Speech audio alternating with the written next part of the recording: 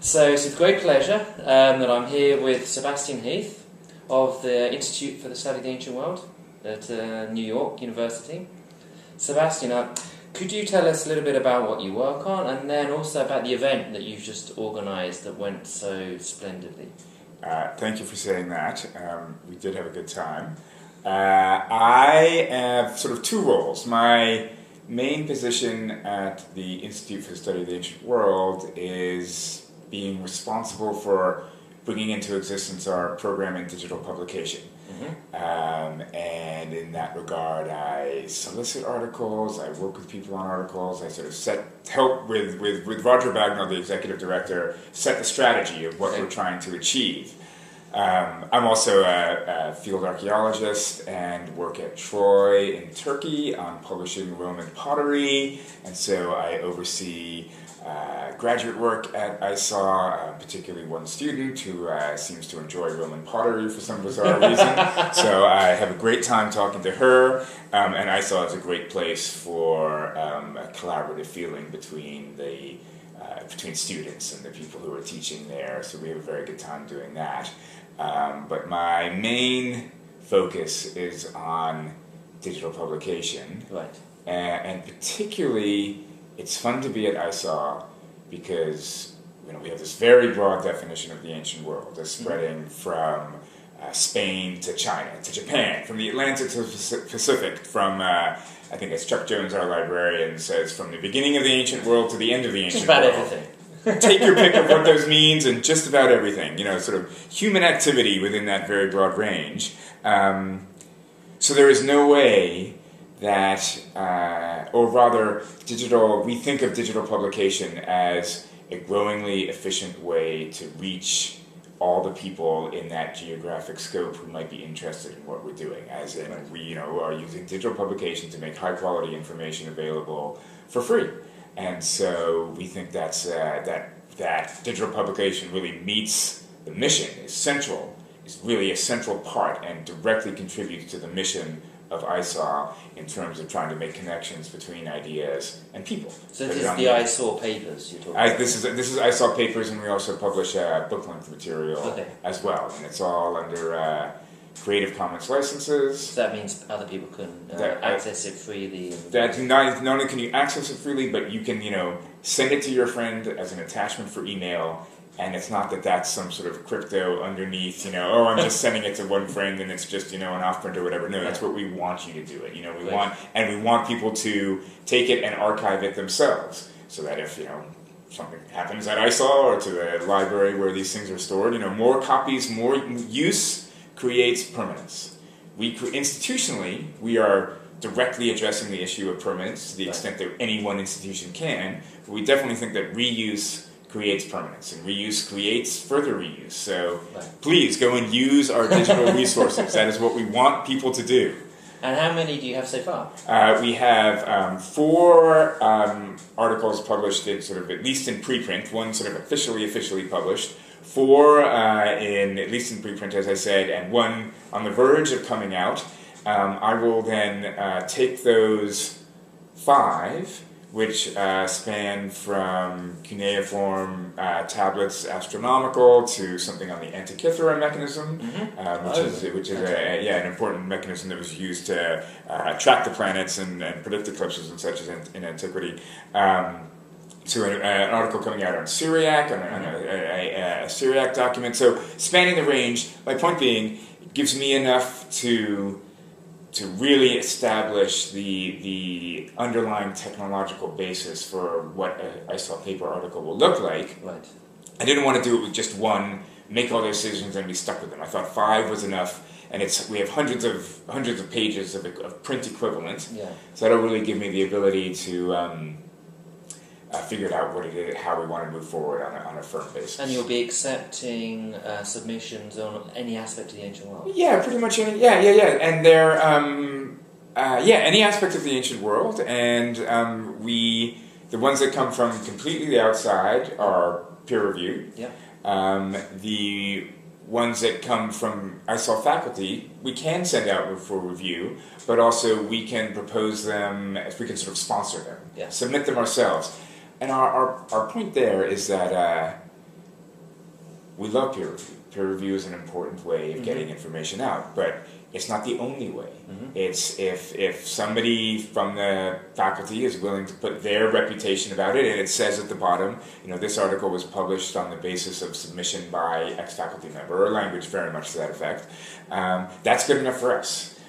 So we don't want peer review to in any way be a barrier if it oughtn't to be. If it's an enabler in that people say, I want my article peer reviewed so that helps me get tenure, for all the reasons that you want peer review, just for happen to have other people read it, we can do that as well. But we'll put it out in both ways. But we will clearly mark how the article came to be published, so that if you need it shown that it was peer reviewed, to your deans or whatever, you can do that. Fantastic. And you've mentioned ISOR faculty. Tell us a little bit more about, I guess, the makeup of ISOR. Who's there? What kind of expertise there is? Because even with the articles you mentioned so far, there's a huge range of expertise. It seems we're going much further than just Greece and Rome. Yeah, so again, the ancient world is in no way tied to Greece and Rome, even to the Mediterranean. ISOR has in its mission a word that I used before, which is making connections between disciplines and between people, and really across the scope of the ancient world as I've defined it. As you suggested, you'd have to have a massive faculty to cover all possible areas of expertise in the geographic and chronological range that I described.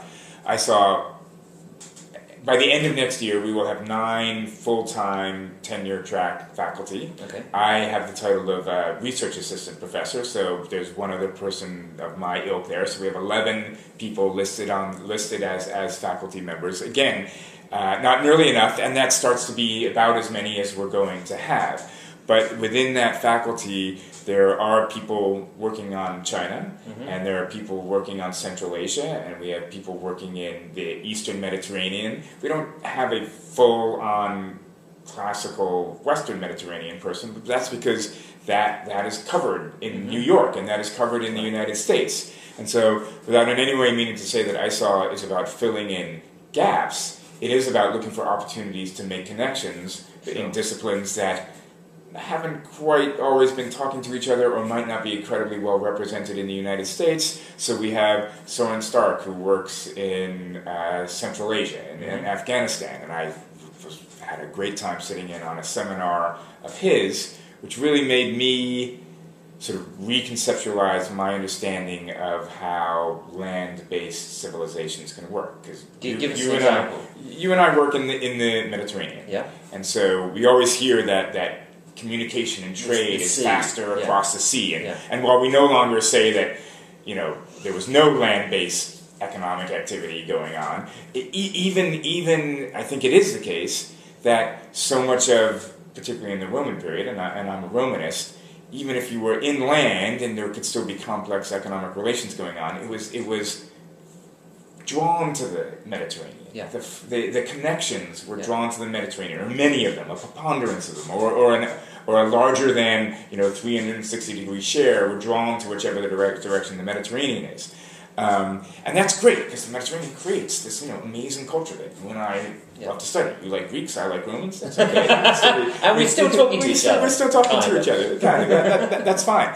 But when you go into Central Afghanistan, Western Asia, Afghanistan, you realize the connections are equal in 360 degrees. Right. They can be coming from anywhere. And yes, there can be mountains that sort of create a shadow one way, but you don't quite get the same sucking in one direction that everybody frogs around the pond face towards the Mediterranean. You get this much more 360 degree sense of connection. And so that was fascinating to study over the longue durée in Afghanistan. And then talking to Soren, and the next week or whatever, I'll be in a conversation with Rod Campbell, one of our professors who works in China, or Lillian. So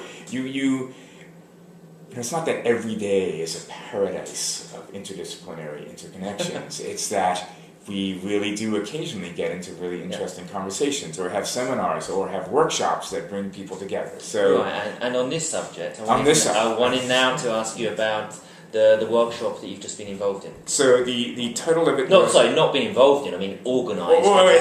Organised along with my colleague Tom Elliott and John Muchagrosu, who's at Drew University. The Linked Ancient World Data Institute. LAWDI, L-A-W-D-I, is the hashtag on Twitter. It's very active. I encourage you to go see it. It has remained active in at least the 24 hours since the end of or 48 hours since the end of the conference. Funded by the NEH's Office of Digital Humanities. NEH is? The National Endowment for Humanities, the national source of funding for such things in the United States. They have a program to fund institutes to bring people together. There was a model of faculty and students, and you were there. There was some that was manifested to some extent. It was a very welcome and an A student, right? Did a fantastic job. But we really were interested in bringing together people that I knew could do a good job of presenting this, and people that I had conversations with, though I wasn't close buddies with everybody on the faculty. Some people that I only knew virtually, to expand that conversation. And so the model was there were 14 faculty, and then the NEH gave us money to bring 20 people in, and those people applied, and we had some over 50, 56, 57, exactly how you're counting it, applicants for 20 slots, and so we were both pleased by that, but of course there were good people, good applications that we couldn't accept. But to the content of it, that's what people really care about. Linked Ancient World Data.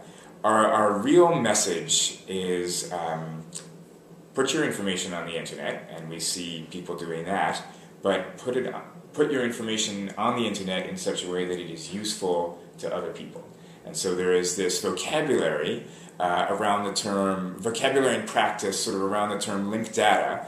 And while we were not tying ourselves only to what one would read about if one Googled linked data, in quotes, capital L, capital D, and searched for it, we were definitely trying to incorporate the concepts of using web addresses, URIs, HTTP URIs, that's what you type into the top of your address bar. The point being, if you identify not only your website, but the component parts of it, the content, the individual pieces of content that you think make up the expertise that you're trying to present in your website, if you can decompose those down so that they're addressable by individual web addresses, again, these things that you type into your address bar, that you're doing a very good job of making your information reusable. So take an example of ISOL papers. Each paragraph has its own web address. And so I could send you an email saying, look at this paragraph. You would click on it, and that's the paragraph that would come up on the screen. In context of the whole article, but you would see that paragraph. You can tweet that. You can put it on Facebook. You can reuse it in social media.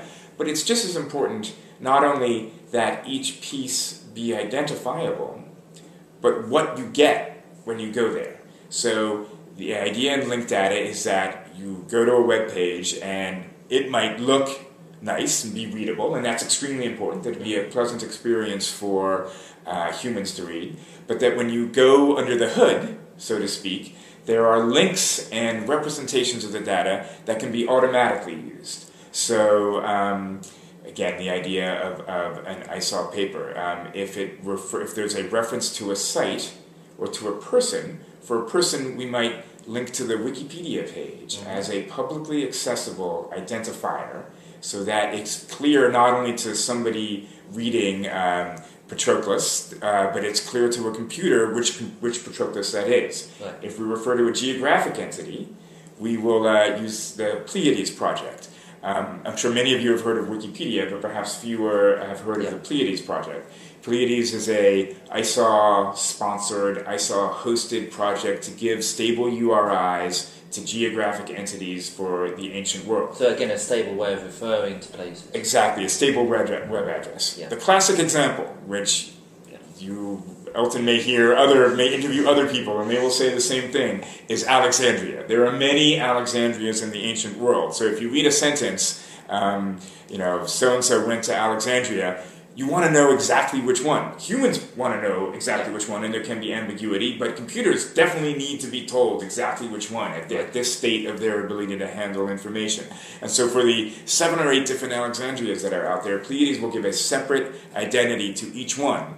And in ISAW papers, I can just wrap that in the very standard A equals href, which is very standard HTML, linking to Pleiades. And a human can link through that just in the way we all do on web pages, but a computer can see that there's a link to a particular Alexandria, and the goal is that one will be able to assemble all the links to such Alexandrias into other sites and to present them. And Elton is working on a project that does just that. Getting back to the idea of Lottie, Pleiades has created web addresses. ISAW Papers refers to those web addresses. Elton is working on a project that aggregates those things. Those are 3 separate projects, though because they're all directly placed on the public internet, can be essentially seamlessly integrated together. And it doesn't have to be by previous arrangement. Anybody can come and get ISAW Papers and see that it links to a Pleiades site and do whatever they want to with that information.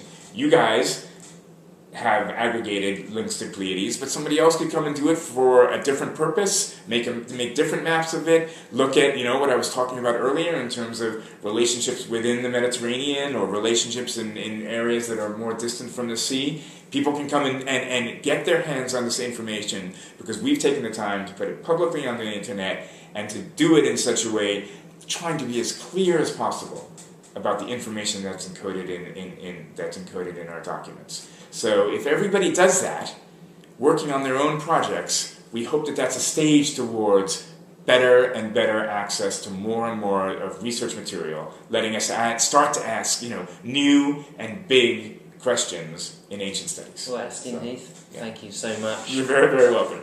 My very great pleasure.